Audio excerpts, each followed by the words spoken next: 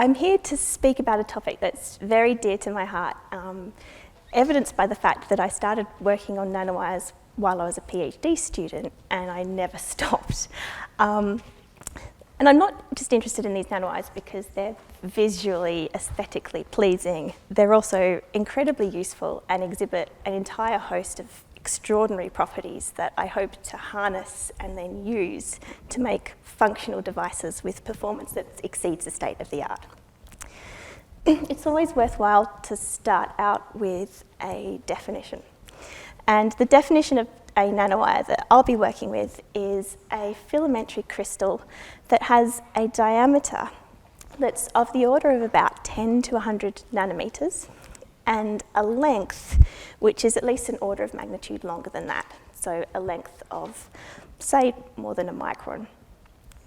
And so these nanowire materials are usually a single crystal, and you can see some scanning electron micrograph images of nanowires, gallium arsenide nanowires, indium arsenide nanowires, and indium phosphide nanowires, to give you an idea of what these materials actually look like.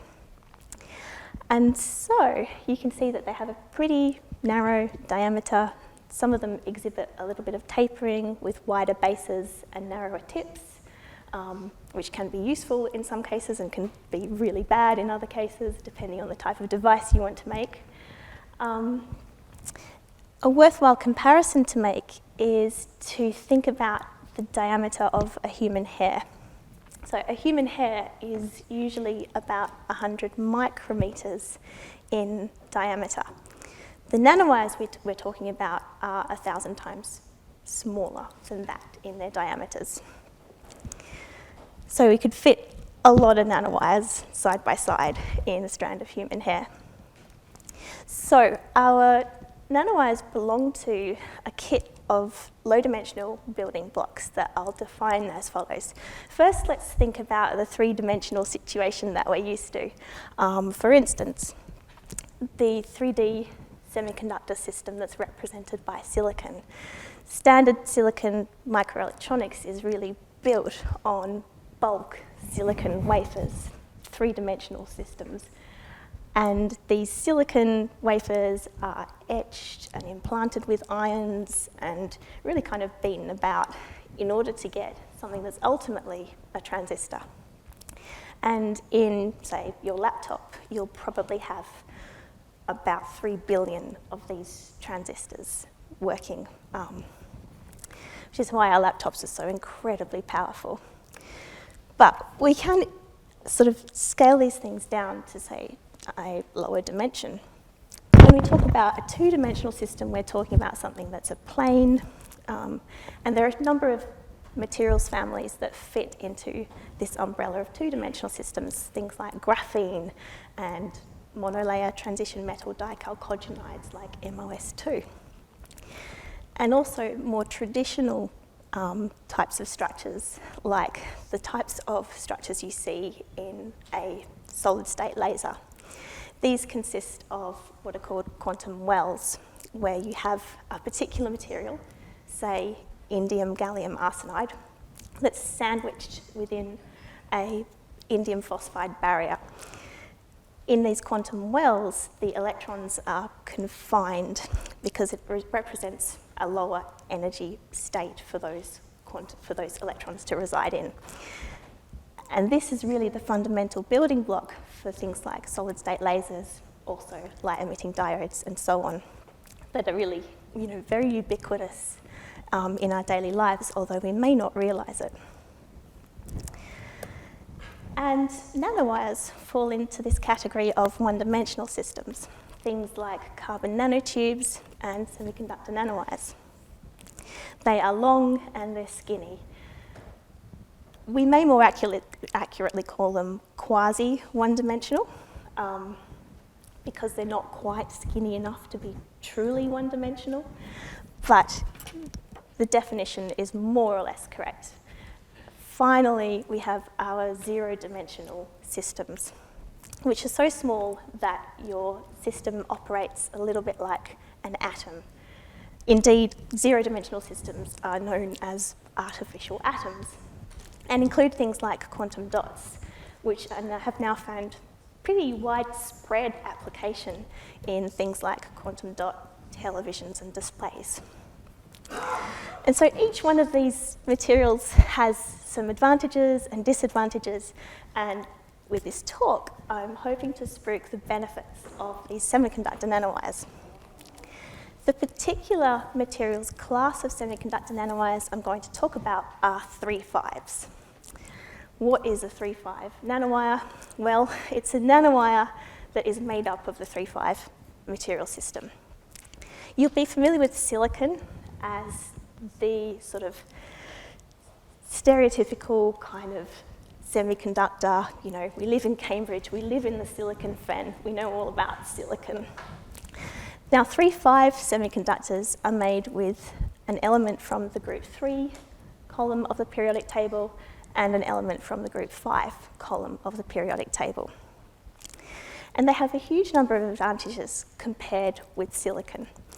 For example, they absorb light and emit light extremely efficiently, much more efficiently than silicon. The charges within our 3-5 materials, like gallium arsenide or indium antimonide, those charges move extremely fast in response to the application of an electric field. In physics talk, we would say that the charges have a low effective mass and a high mobility. And this means that our 3-5 materials are really good for high-frequency electronics, where you want to be able to switch things on and off very quickly, where you want your electrons to be moving from one terminal to another very fast. 3-5 materials already form the backbone of the internet. 3-5 photodetectors and lasers are responsible for the communications you see within data centers and also along optical fibers that transmit everything in the internet along fibers. So we have also solid-state lighting. The world is pretty much transitioning away from sort of incandescent globes towards much more efficient lighting systems based on the gallium nitride material system. And finally, we have high-frequency electronics. So even within your mobile phones, there will be high electron mobility transistors based on these 3-5 material systems. So that's great. And in fact, 3-5 materials give rise to the highest efficiency solar cells as well. So if you look at this chart here, you can see how the efficiency of solar cells has improved over time with development. At the very top, you'll see that 3-5 solar cells are winning the race and will continue to do so for quite some time, I imagine. And this is by virtue of the fact that 3-5 materials absorb solar radiation so effectively. So what's the problem? Why don't we use 3-5 solar cells all the time? How come most of our solar cells are made of silicon? Well, it comes down to cost.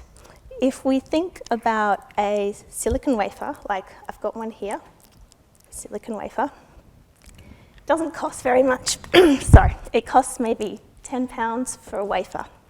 Whereas for gallium arsenide wafers, it's significantly more expensive because the gallium is actually achieved as a byproduct of bauxite refinery. So when you're refining bauxite to make aluminium, you're extracting some gallium in minute amounts at the same time, and that gallium is useful for making a gallium arsenide wafer and ultimately making these great devices. Indium arsenide is even more expensive because indium is a particularly rare element. This is why 3-5 materials, despite being widespread, have limitations. It's simply related to the scarcity of these materials and the cost. Now, 3-5 nanowires, on the other hand, are pretty small, and they can actually achieve much of the same functionality as a big chunk of 3-5 material, but with a lot less material. 3-5 nanowires allow us to use our materials significantly more efficiently. And in addition to that, there are some extra benefits. Okay, one of those benefits stems from the narrow radius of our nanowires. That narrow radius actually allows our nanowire to radially expand or contract. On its own, it's not of much consequence. But if you're trying to interface a nanowire with another material, then you can actually find that that works pretty well compared to trying to interface a planar material with another totally different planar material. When you have two planar materials, the issue you come up against is the issue of lattice mismatch. They effectively have different spacings for their atoms. So there are problems if you try to make two materials go together when they have different spacings of their atoms. But nanowires don't care, because their lattice can expand or contract to accommodate a certain amount of mismatch between the lattices.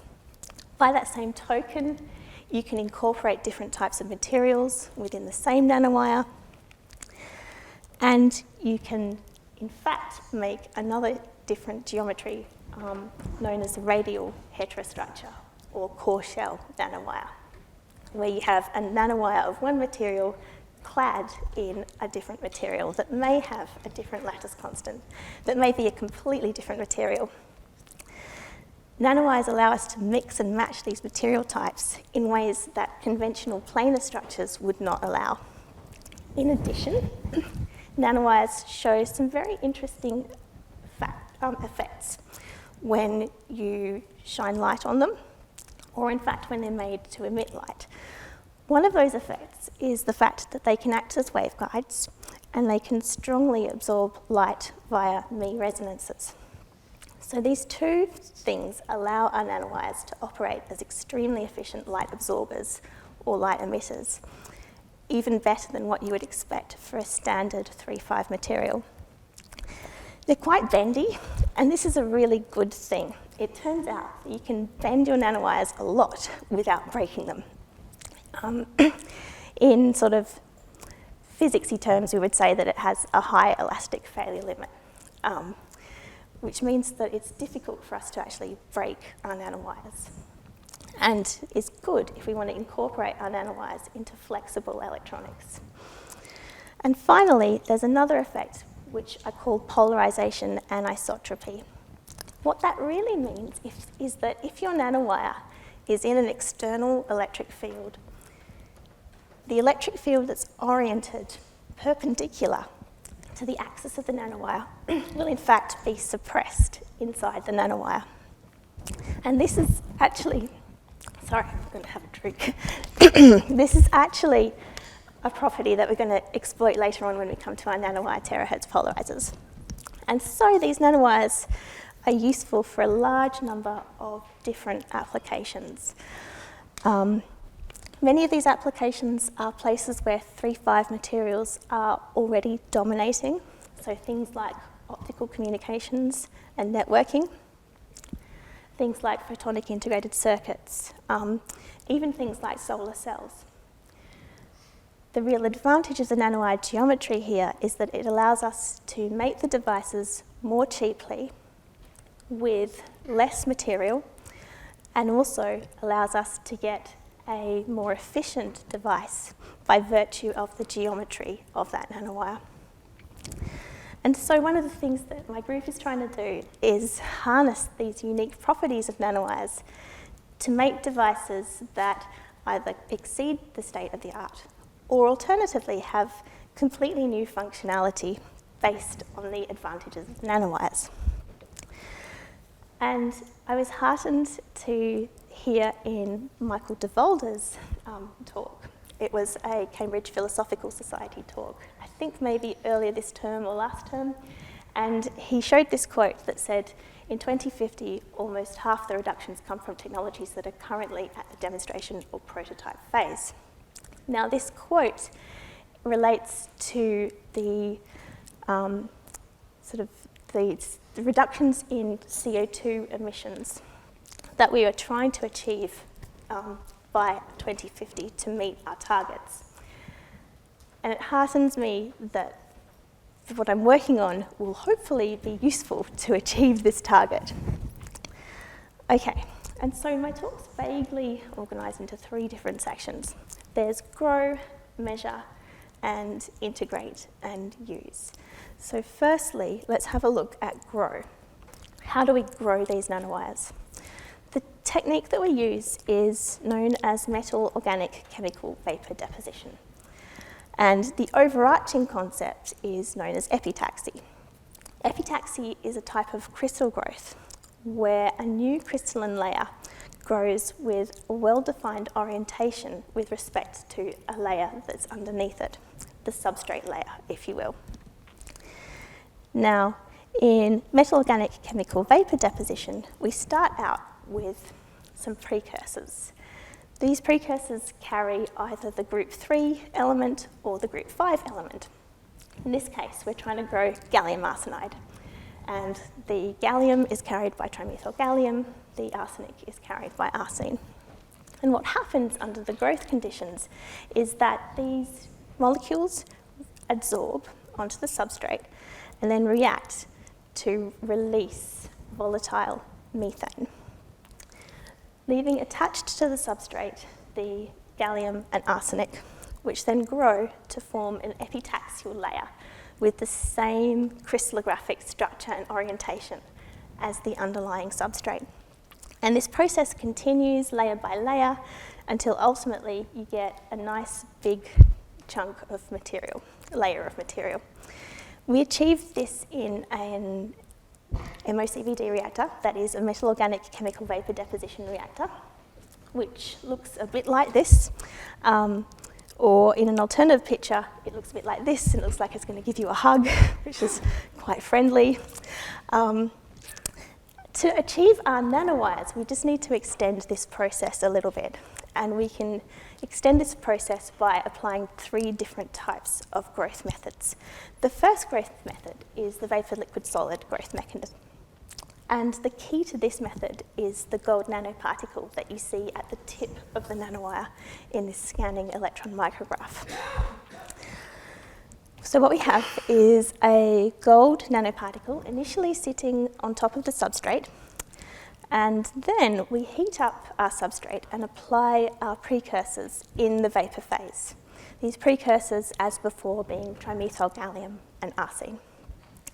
And then what happens is these precursors decompose to release the gallium element and the arsenic element, and the gallium element will alloy with that gold nanoparticle.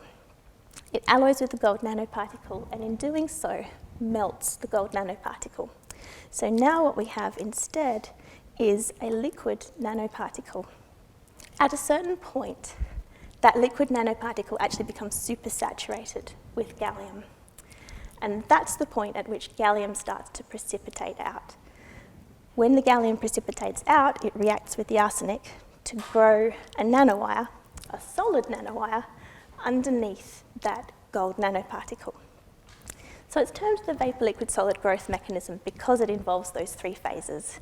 The vapor phase that carries your reactant species, the liquid phase that the gold nanoparticle ultimately adopts when it alloys with the gallium, and the solid phase which pertains to the nanowire itself. Another mechanism that we use to create nanowires is selective area epitaxy. And here we start out with a substrate, and on top of that substrate we put a dielectric mask, that is an insulating mask, usually something like silicon dioxide. And then we pattern tiny little holes in that silicon dioxide mask where the substrate is exposed. Then we plonk this into our MOCVD reactor, and at the growth temperature, the nanowires will nucleate and grow within the holes in the mask. And the final is the silane-assisted growth mechanism. Here we introduce another precursor, which is a gas phase precursor known as silane.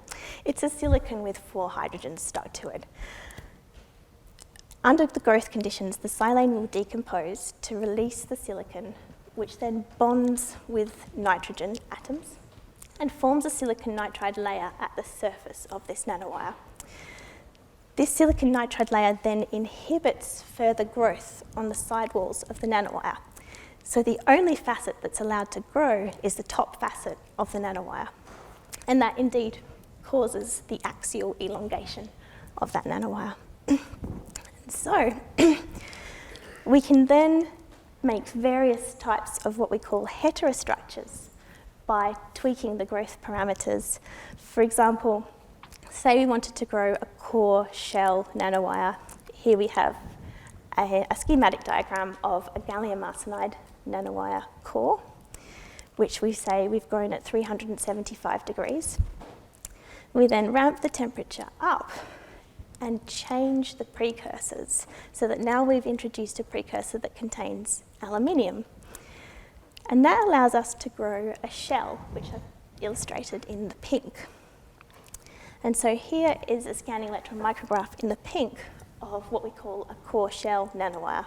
It has gallium arsenide core and an aluminium gallium arsenide shell that's been grown at a higher temperature.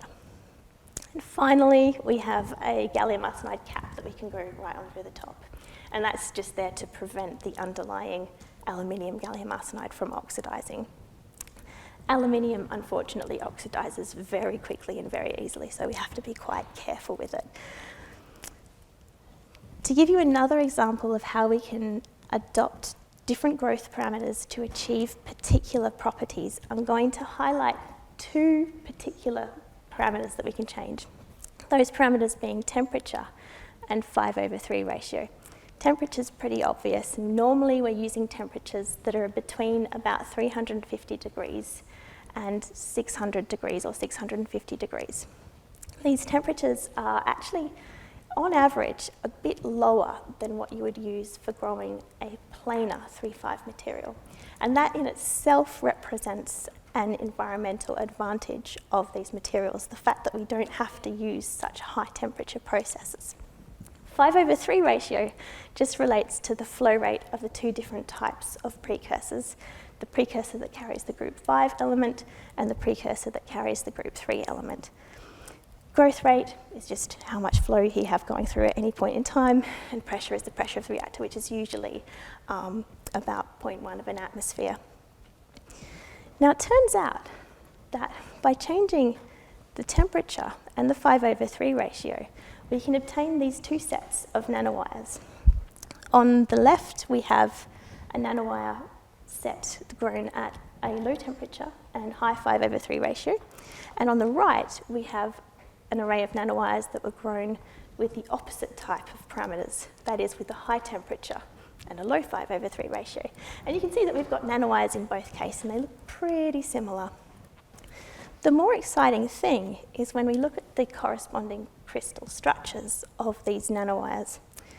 It turns out that the nanowire grown at low temperature and high 5/3 ratio, that is a low temperature of 400 degrees, a high 5/3 ratio of 46, that nanowire adopts the standard zinc blende crystal structure that you would expect in conventional planar heterostructures or conventional bulk crystals.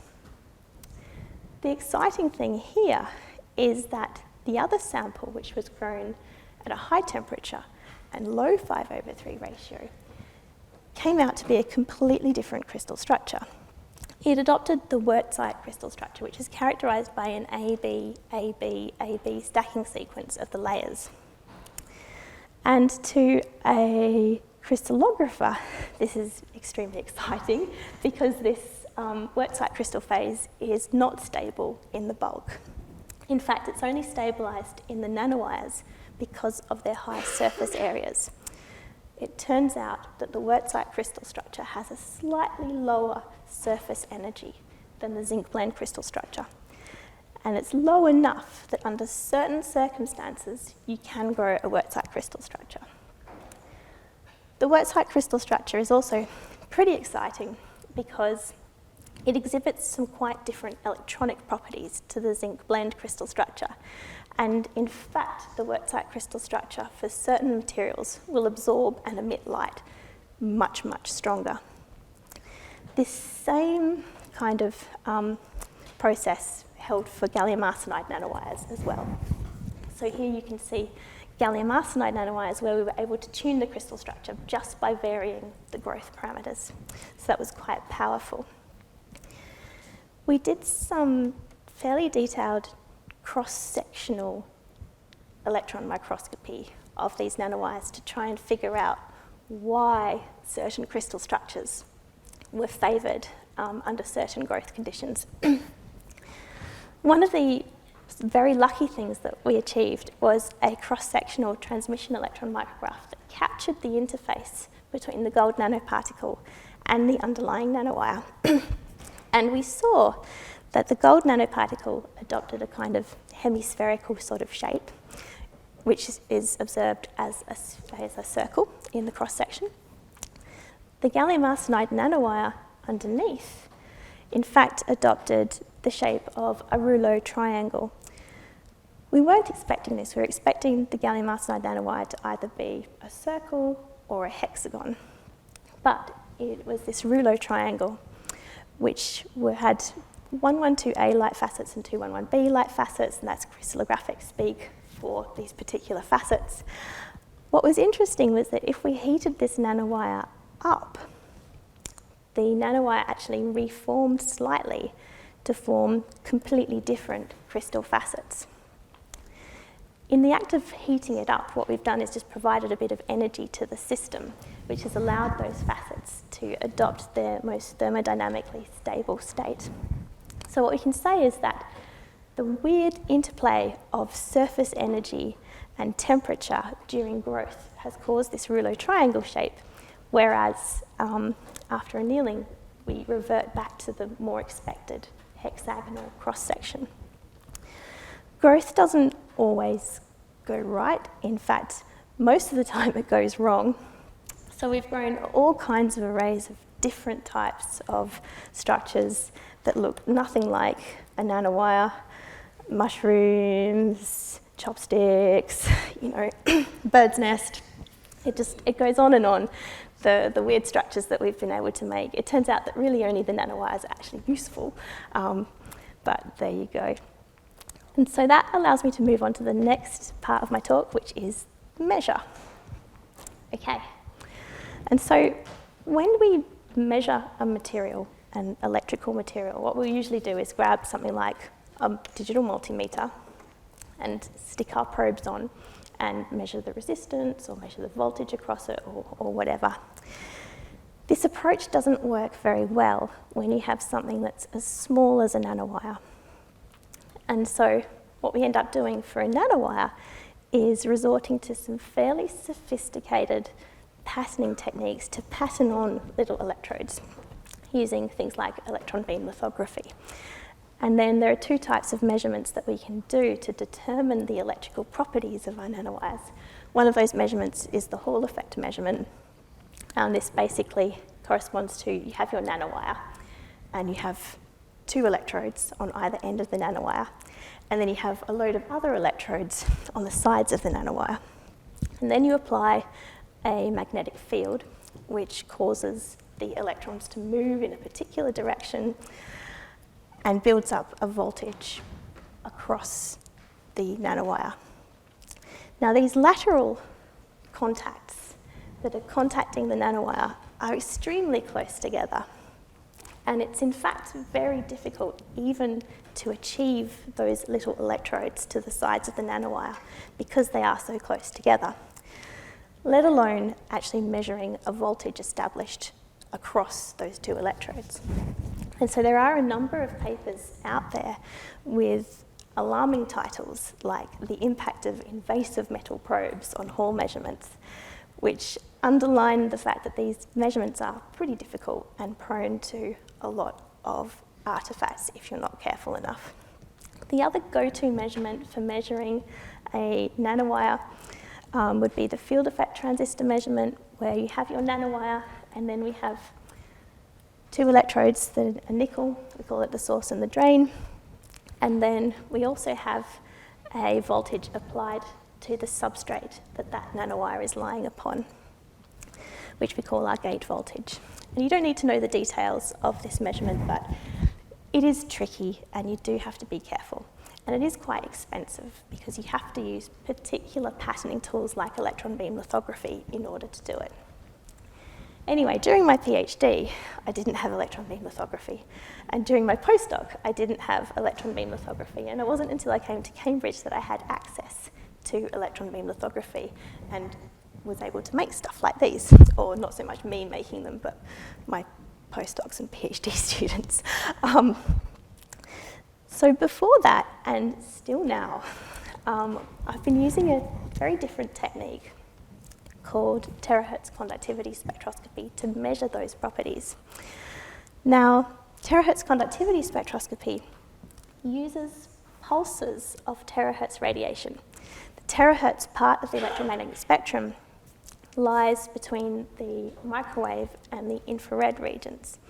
And it's quite interesting because the microwave region of the electromagnetic spectrum tends to be the remit of electronics, whereas the infrared, visible and beyond tends to be the realm of optics. The terahertz region of the electromagnetic spectrum lies in this awkward gap, which is not easy to achieve either with electronics or with photonics, but it is extremely useful for measuring the electrical properties of the nanowires. So by the electrical properties of these nanowires, I mean how fast do the electrons move, how long do the electrons live after they've been injected, and so on. So at its very basic level, terahertz spectroscopy is usually a transmission measurement.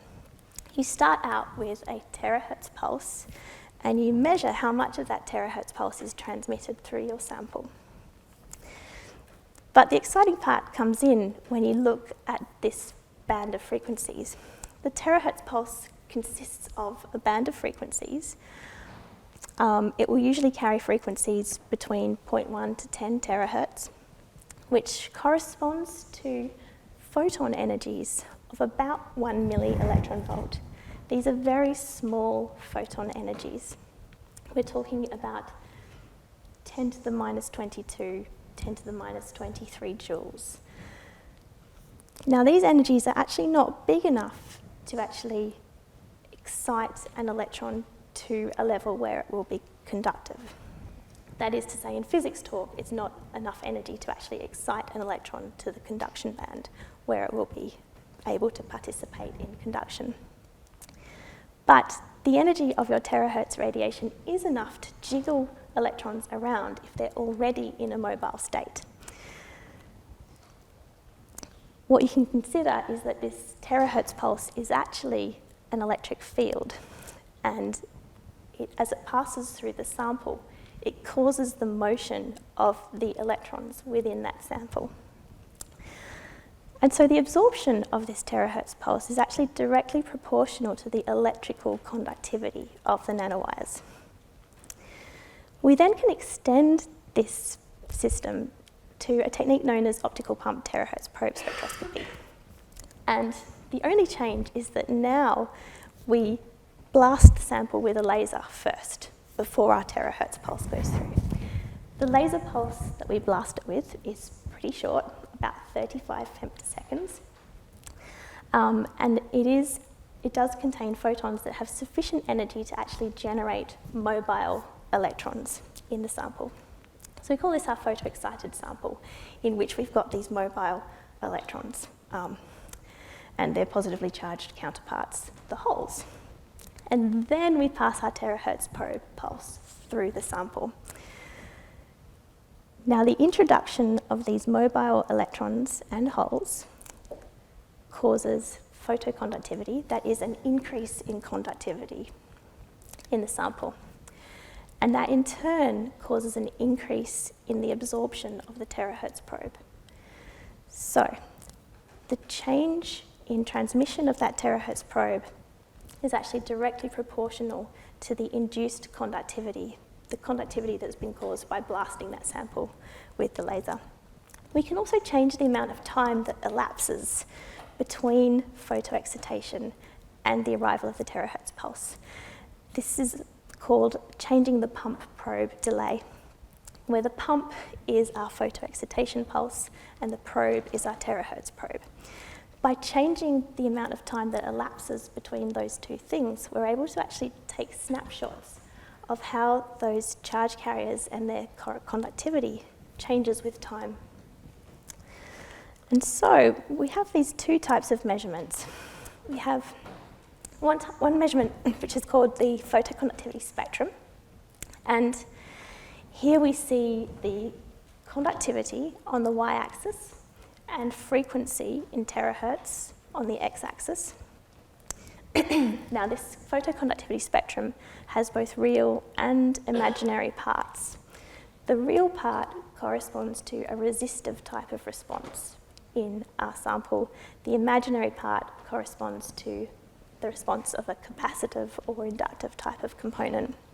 And from these photoconductivity spectra, we can extract parameters like charge carrier scattering rates, the mobility of the electrons, and how many electrons there are at a particular point in time.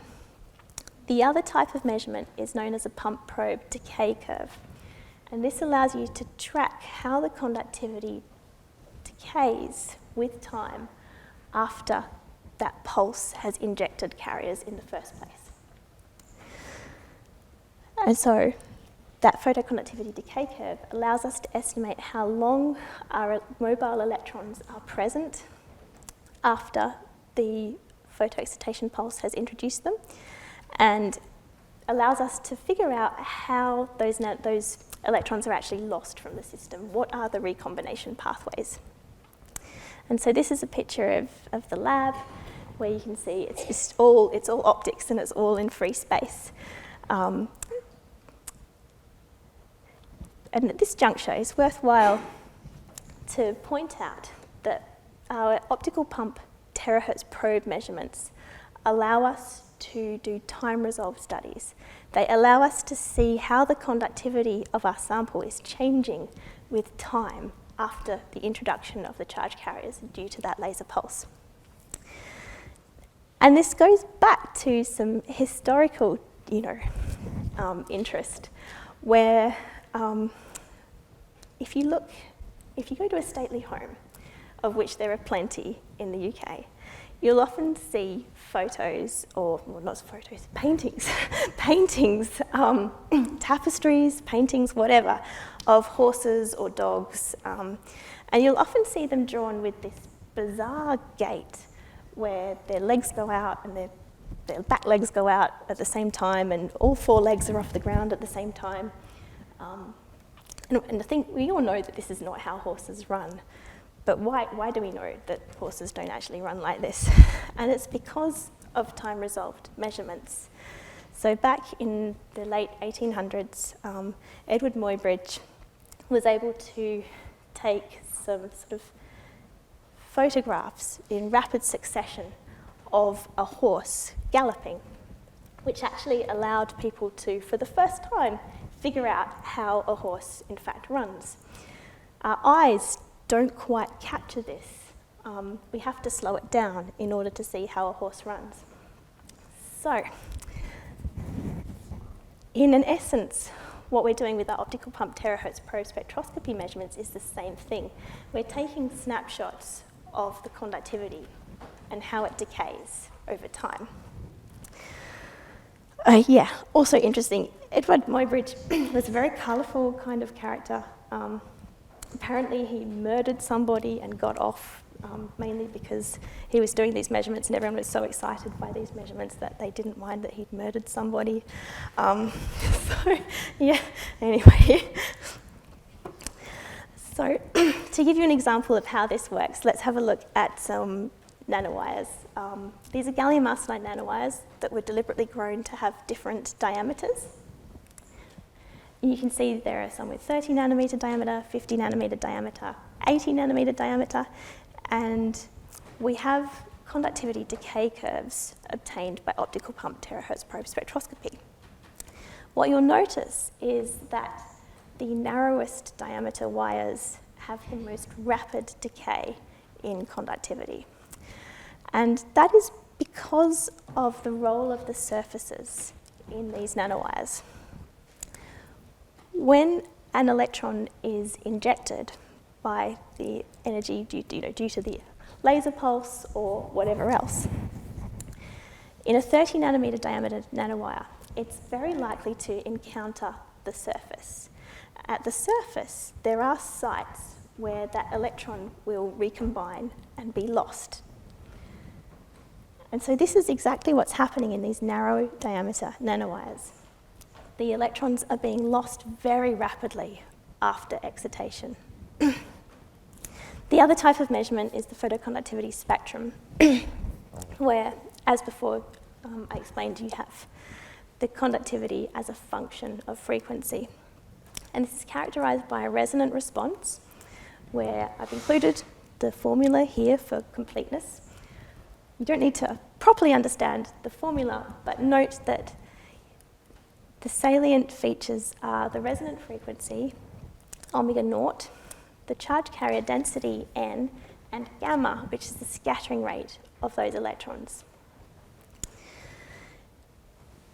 So, this resonant response is best explained by analogy with other resonant systems.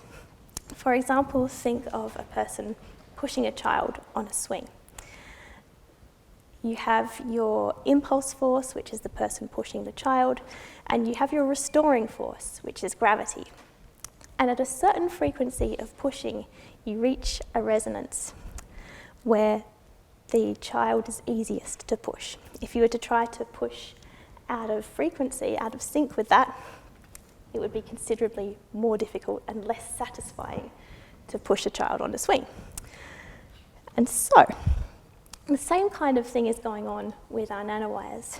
What's actually happening is our terahertz pulse is coming in, and let's consider the instantaneous electric field at the peak of the terahertz pulse. So we have a positive electric field. That electric field will displace the negative charges towards one end of the nanowire and the positive charges towards the other end of the nanowire, which in turn creates a restoring electric field. That is, an electric field that opposes the original terahertz electric field, setting up a restoring force. And so this is our restoring force, the equivalent of gravity in our child on a swing, and that is what gives rise to this resonance in our spectrum. The other feature is the scattering. So the scattering that happens as an electron moves will give rise to damping of our resonance. And so the scattering is related to the width of this real part of the photoconductivity spectrum. And so if we were to fit these data with that resonant response, we would extract a scattering rate, gamma, which can then be converted to an electron mobility, which is a very useful parameter as a figure of merit for how good our nanowires are for high-frequency electronics. And in this case, the fit gives about 1,000 centimetres squared per volt per second, which is a respectable electron mobility. And we can measure the mobility for the various diameters and the various charge carrier densities, and also at various times after photoexcitation, which is all quite fun and allows us to gain a complete picture of what these nanowires actually do. And so finally, integrate and use. This is the bit we've all been waiting for. Now, integrating nanowires is actually quite challenging. Somewhat paradoxically, those features that gave the nanowires all those cool advantages are the same features that make them really tricky to work with. They're very small, they're difficult to see, they're a bit bendy, they have lots of surface area, and so on. One of the things we often do is make devices out of single nanowires, and to do that we need to go through a huge number of steps. And so often we'll deposit the nanowires and then have to go through these steps like doing electron microscopy, figuring out where the nanowires are, then figuring out where we want our electrodes to go down, and then processing the entire device. And so what we've been doing is trying to automate some of these processes. In fact, automating these middle processes here, which involve the identification of the nanowires and figuring out the best places to put the electrodes down onto the nanowires. And to do that, there was another step we had to do, and that was we had to figure out an efficient way of mapping where the nanowires are. And this is where we went towards using different marker systems. So often when you're trying to map out where your nanowires are, it's a little bit like a grid system on a map where, you know, you go to the back and you say, okay, where's London? And it says, oh, London's on page this, and then you go and it's in position F16, so you go, oh, F16. Normally, we would do something pretty similar to map out where our nanowires are. But the problem is that writing the letter F and writing the number 16 using our tools is actually not that easy. It will sometimes give rise to something that looks a bit silly and is certainly not necessarily something that a machine can read. Maybe a human could look at it and say, that was once an F and that was once a 16. But the computer is nowhere near as clever. And so what we thought is, can we make a marker that can replace F16?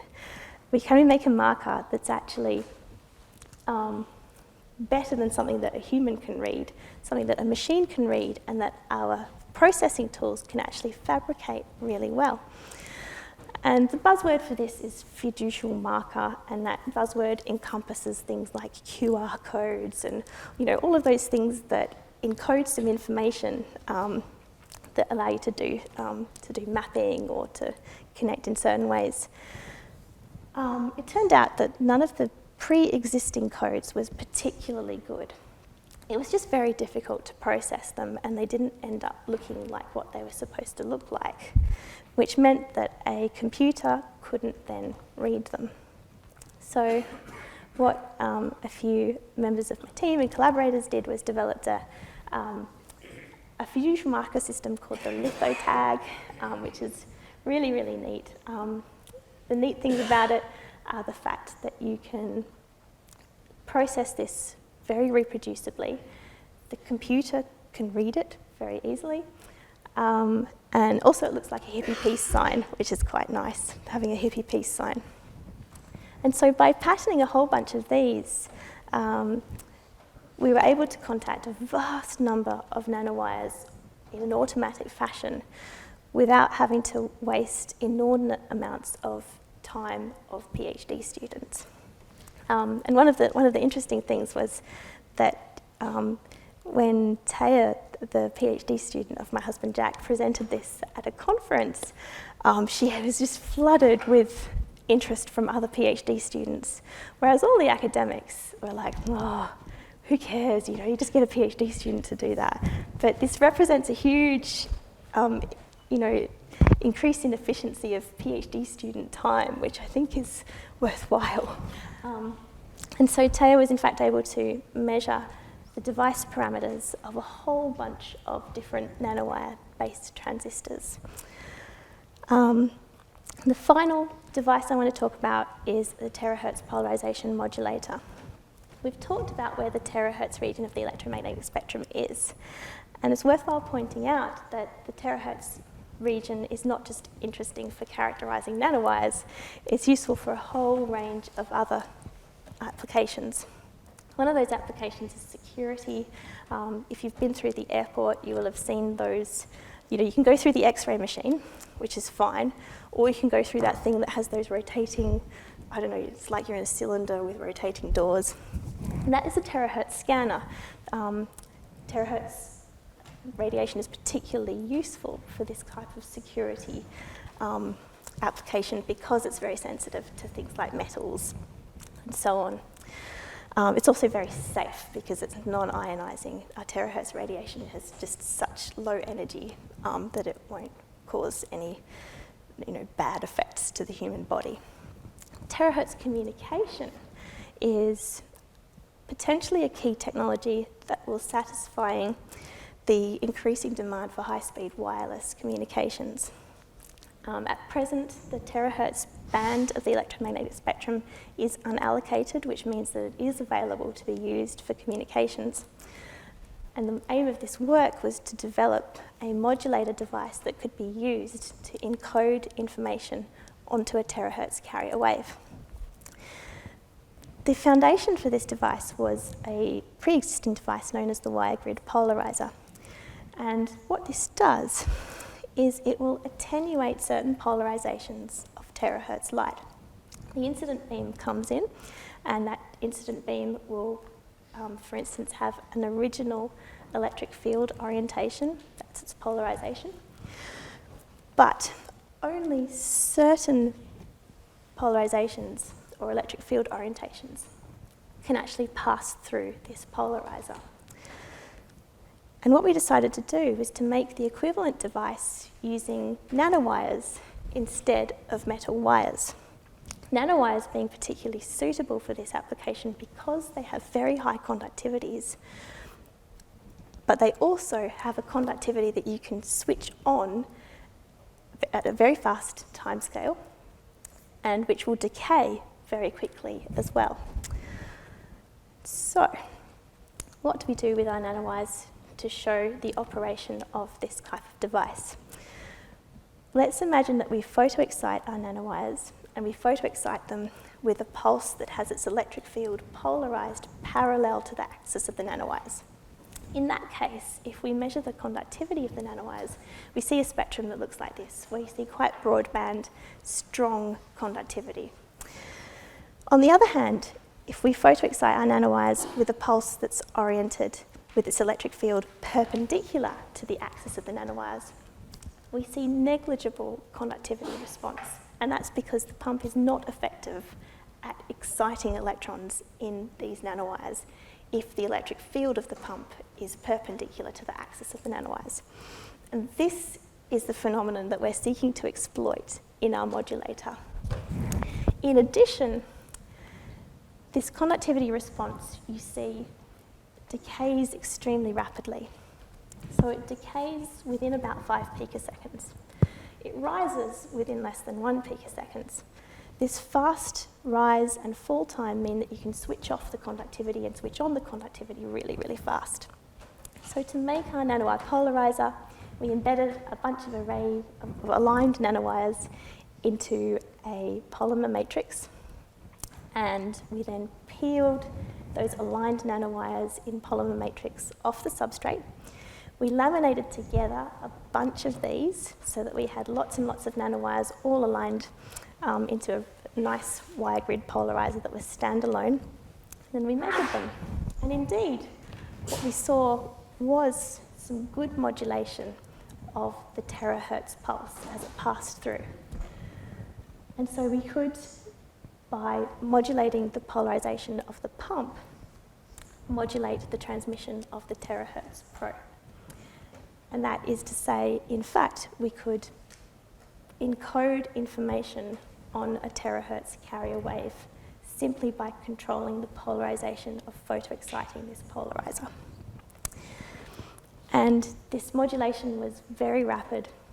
So there was a rise time of less than a picosecond and a fall time of less than 5 picoseconds, which means that we could potentially use this type of polarizer in a high-speed communication system. And the final aspect is going back to our nanowire and parylene films, where we have our array of nanowires and we embed them in parylene and we peel those nanowires off the substrate. So what's left behind on the substrate is the dielectric mask with those little holes in it. And then we thought, well, this is quite neat. What if we can reuse this substrate? That would be quite a neat thing to be able to demonstrate so that we could say we're able to recycle our substrate. In fact, that's what we were able to do. If we got that substrate from which we'd harvested the nanowires, plonked it back into the MOCVD reactor, and did the same recipe again, we were able to achieve nanowires again, from which we could harvest more nanowires over and over again. So this is really quite nice because it does allow us to reuse a substrate, which itself is relatively expensive. So finally, we come back to our slide, which was our grow, measure, integrate, and use slide. I don't want to talk about any of that too much, but I do want to acknowledge a lot of very important people who've worked very hard to bring the results to you today. I won't sort of name anybody, but yeah, a lot of them are actually in the audience, so thank you for coming, and thank you to everybody for coming. Thank you.